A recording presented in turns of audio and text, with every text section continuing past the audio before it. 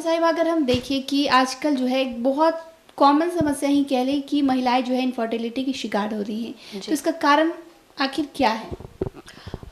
रिया जी, मैं कहूँगी कि इनफर्टिलिटी जो है इस समय बहुत बड़ा मुद्दा बन गई है महिलाओं में, जिसमें मल्टीपल कॉजेज़ हैं। इनफर्टिलिटी का एक सिंगल कॉज नहीं है, मल्टीपल कॉजेज़ में मैं जिनको लिस्ट करना चाहूँगी वो तो है, सबसे पहले तो लेट मैरिजेस की वजह से, क्योंकि पहले की महिलाएं अर्ली 20s में गर्भ धारण करती थी, शादी करती थी। अब एजुकेशन और करियर ओरिएंटेड होने की वजह से लड़कियां 25-26 की उम्र के बाद शादी करती हैं।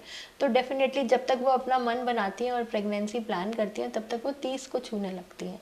तो ऐसी स्टेज में क्योंकि प्री मैरिटल रिलेशनशिप्स आजकल कॉमन हो गए हैं और मेंस्ट्रुअल हाइजीन की तरफ उतना अवेयरनेस हमारे समाज में है नहीं, तो ऐसे सब सिचुएशन में महिलाओं में मल्टीपल सेक्सुअल इन्फेक्शंस होने की वजह से ट्यूब्स अनहेल्दी हो जाती है, एंडोमेट्रियम अनहेल्दी हो जाती है, delayed marriage and delayed conception की वजह से, देर से गर्भ धारण करने की वजह से ओवरऑल जो हमारे हार्मोन्स हैं, ईस्ट्रोजन जो है उससे होने वाली जो बिनाइन डिजीजेज हैं जो कैंसर नहीं है, जैसे कि ओवेरियन सिस्ट या मल्टीपल ओवेरियन सिस्ट या फिर फाइब्रॉइड्स, ये सब प्रॉब्लम्स कॉमनली महिलाओं में आ जाती हैं।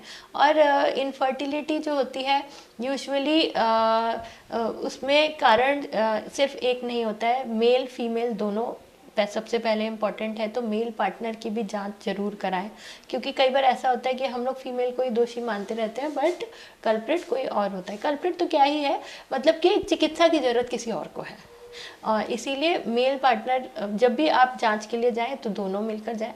और इनफर्टिलिटी से बचने के लिए मेरे हिसाब से नियमित रूप से बैलेंस डाइट लेना, नियमित रूप से व्यायाम करना, ओवरवेट और ओबेसिटी को अवॉइड करना, जंक फूड को अवॉइड करना, हेल्दी लाइफस्टाइल अपनाना, ये सब ज़्यादा ज़रूरी है।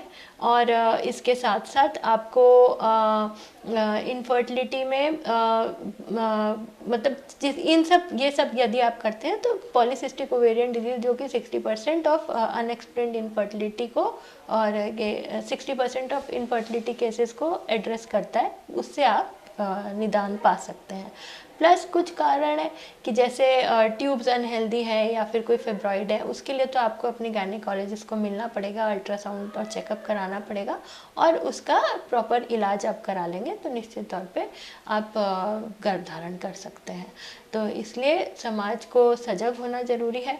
और अगर इनफर्टिलिटी है तो उसमें कई बार दवाओं के माध्यम से ही गर्भ धारण कर लेते हैं, और अगर उसमें मेल फैक्टर इन्वॉल्व हैं तो यूरोलॉजिस्ट को कंसल्ट करें। और अगर स्टेज वाइज है इसका ट्रीटमेंट, जिस भी कारण से होगा उसका निदान पाया जाएगा, बट आपको सही डॉक्टर को जाना है। आजकल ART यानी आर्टिफिशियल रिप्रोडक्टिव टेक्निक्स आ गई हैं, IVF प्रेगनेंसी आ गई है, आजकल जगह जगह रेप्यूटेड IVF सेंटर्स आ गए हैं, जिससे आप अपने ही गर्भ द्वारा बच्चे को जन्म दे सकते हैं।